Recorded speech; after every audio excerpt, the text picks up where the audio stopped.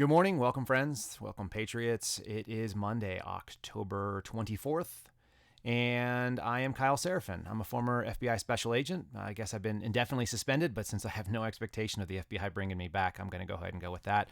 Some of you are following me on my different handles. That's the same one for Truth or for Twitter. And what I wanted to do is discuss something in a longer format that doesn't give itself to a limited number of characters. And this is going to be a story that I saw on Fox News a couple days ago.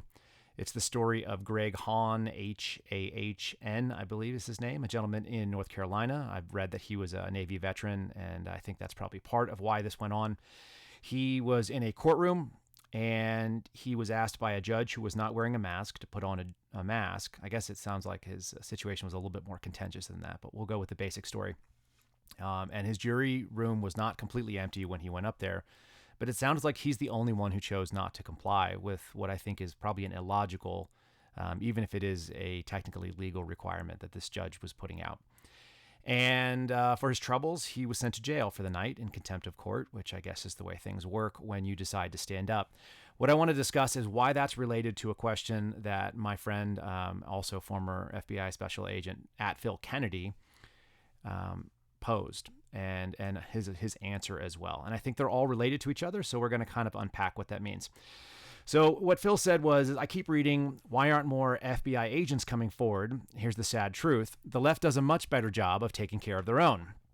Andy McCabe's legal defense fund raised $500K in 4 days. McCabe struck Page, etc., landed huge book deals and cushy jobs on CNN, Georgetown, and MSNBC. Meanwhile, conservatives lose their paycheck, their security clearances, spouses' employments, social media accounts, and GoFundMes. They also suffer FBI retaliation in violation of fundamental whistleblower laws. I think these two things are related, and I think they're related because what it shows us is that in this country, people who believe the way that I do and people who are looking down the barrel of government tyranny and looking at potential workplace tyranny, they haven't made their mind up what they're going to do before the question is posed to them.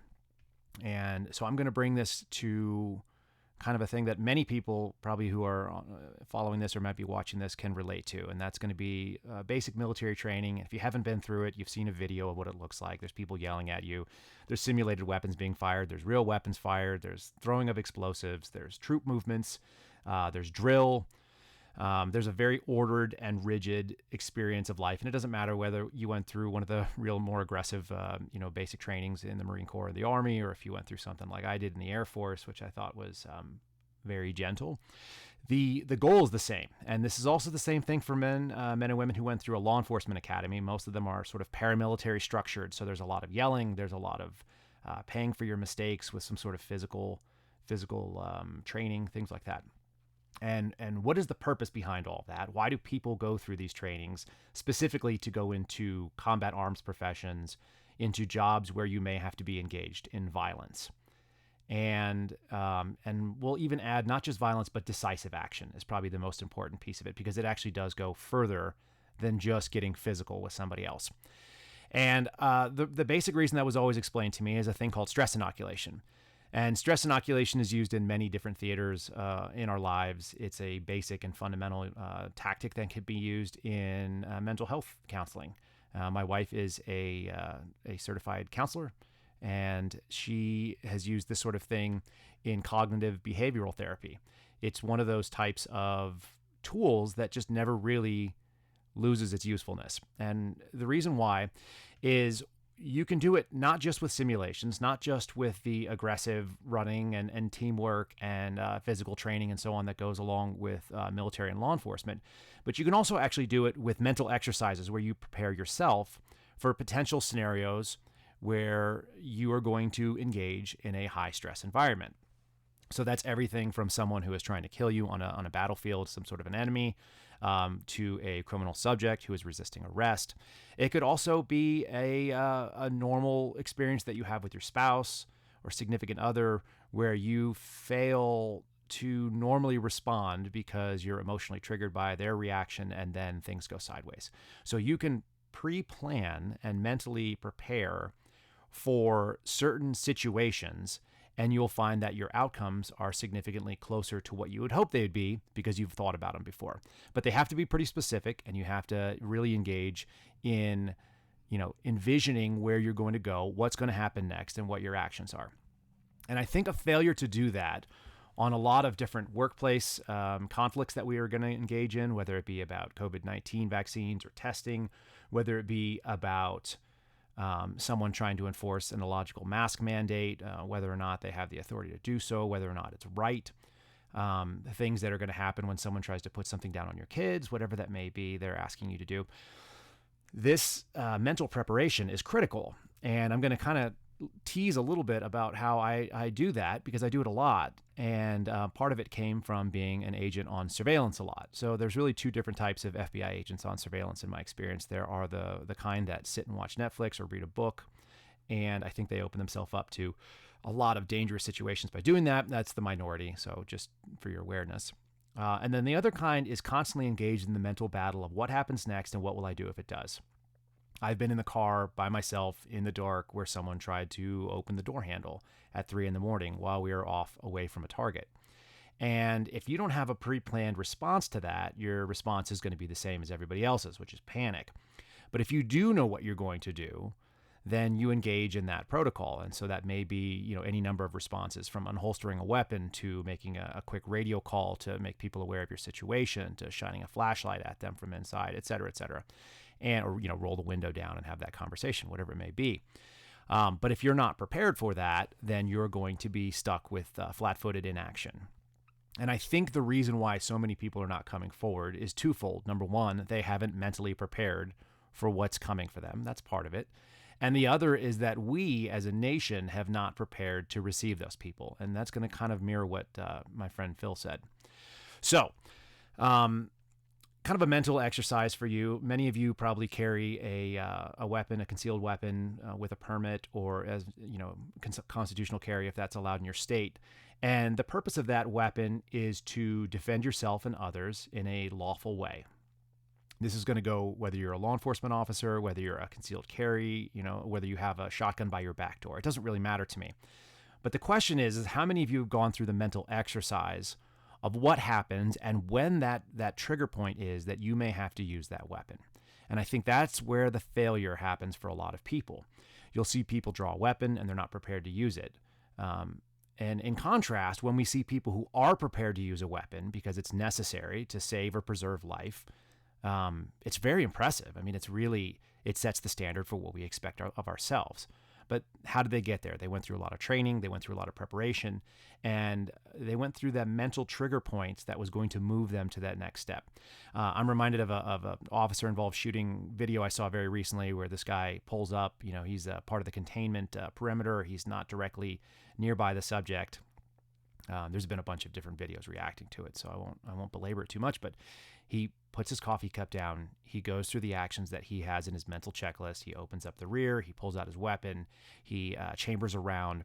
He sets himself up with a radio call and then directly engages the subject from behind a barricaded position on the passenger side of his vehicle at 180 plus yards. He takes one shot, and then he appropriately states what that was. He says, shot fired, not even shots fired. They already knew that shots were being fired by the subject. So he's very specific and says shot fired, subject down, and then he calmly approaches the subject. Some of that is just really, really encouraging to watch because it shows that we have these law enforcement officers who are doing the thing they need to do. They put themselves in harm's way. And more importantly, they get out there in front of the public and they execute the tasks that are in front of them in a way that I think we can all be envious of. I used to teach brand new paramedics who were coming on in the ambulance company, and I acted as what they call a preceptor for a little while. And as a preceptor in the Air Force, in the Air Force, as a preceptor in the paramedic programs I worked in, what we would always do is we would run all of our new paramedics who were recently certified through sort of checklist medicine, mental checks, and we would prepare them as we went through calls what might be coming next and getting them to think about it when we got the original dispatch. Then we get additional information. We want to know where their thought process is. And by doing that, you're preparing for whatever you're going to see on scene. And I used to joke with people and say, what's the first step every time you get on the scene? And it's a national standard that everybody should say the word scene safety, which means they're going to consider the safety of their crew, of the patients, of bystanders, and so on. And that goes everything from vehicular traffic to whether there's a hazard from a chemical or there's an active shooter or whatever it may be. But I would say there's something that's before scene safety, and that's panic. I used to joke about it because everybody is going to be overwhelmed by events at some point in time. So if you just put it into your plan that you're going to be overwhelmed initially, that's fine. So I would say the first step is panic and then get a hold of yourself and then assess the scene and move on and do your treatments. And I think that's relevant for a lot of these things. If somebody asks you a question that you're not prepared for, panic is a reasonable option in a very, very light and short term. It may be a brief, it might be milliseconds, but the idea that you were unprepared for this, you didn't see it coming, and so a quick panic moment where you look around, size up the scene, and then get to work. And that work may be saying whatever it needs to be.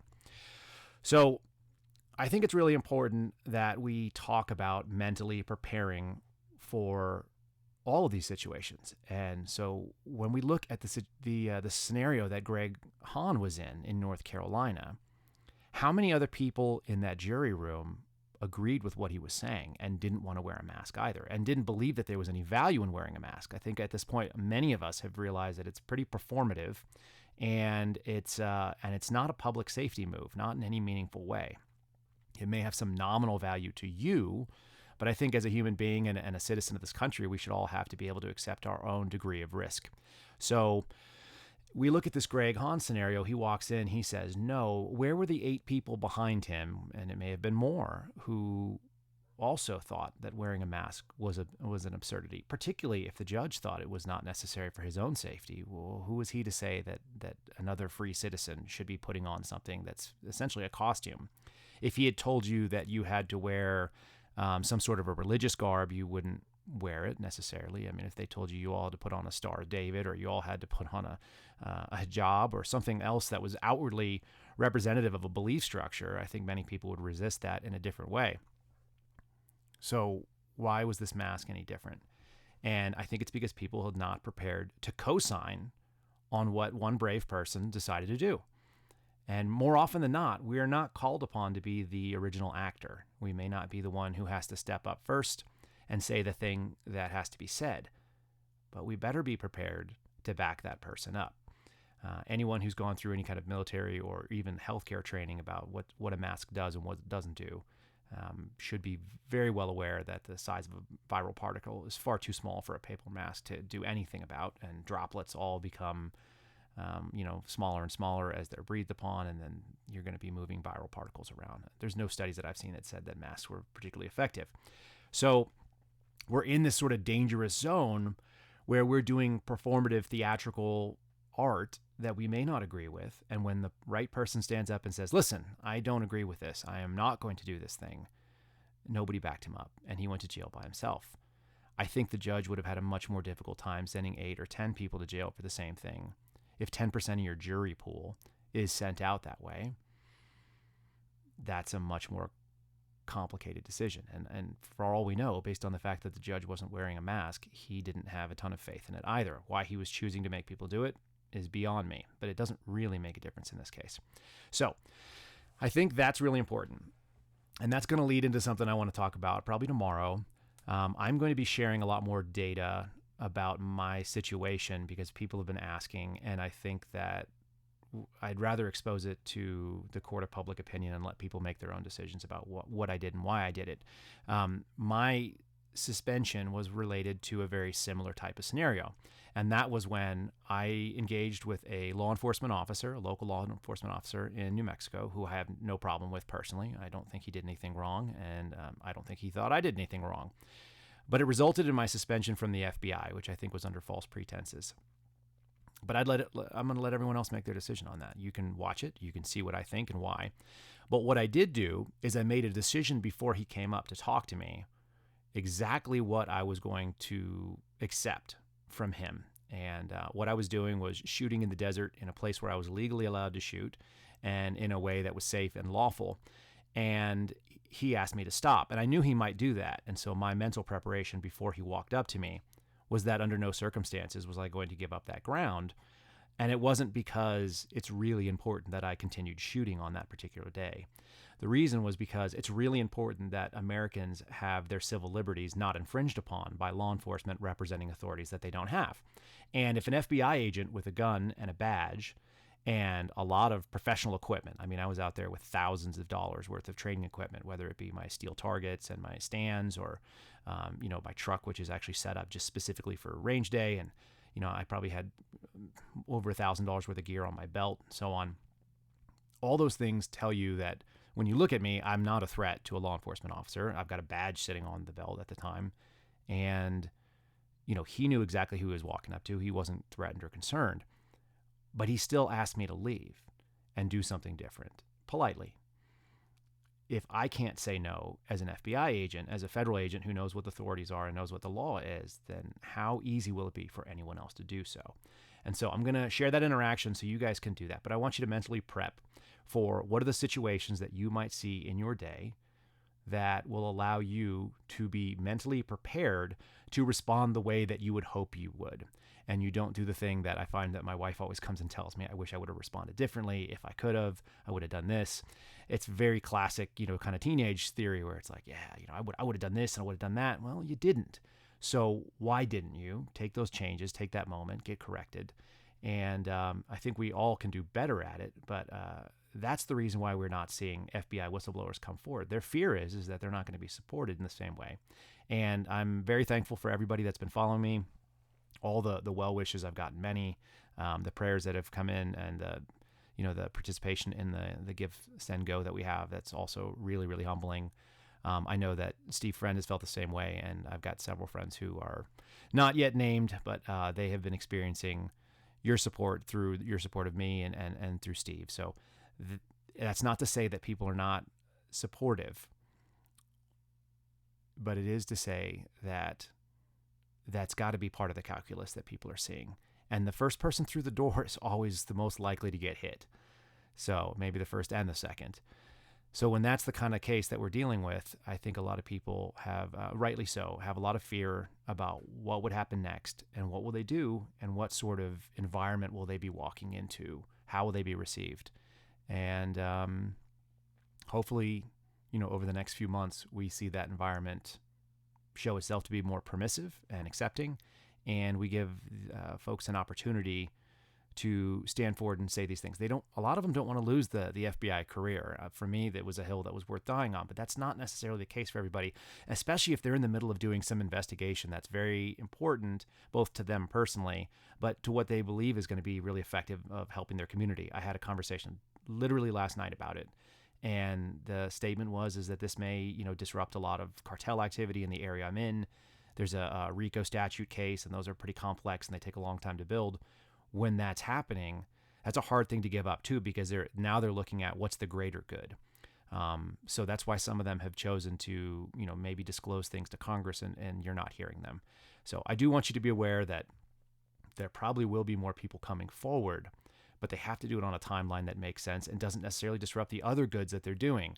And there are plenty of people doing good. That's the advantage and the disadvantage when you hear about one, prominent case per week, but there are literally thousands of cases being worked, and some of them are probably as worrisome as you would think they are, and some of them are exactly what you want the FBI to be doing. And so I appreciate everybody's patience. I appreciate you listening. I'd love to see what your comments and your questions are. I'm going to try to add those for future videos and maybe a little bit more frequent on sending these things out. Thoughts that you're having that you want me to address, I want to put them together and give a reflection on them, but also to make this more interactive that way. So thanks for your attention and your time.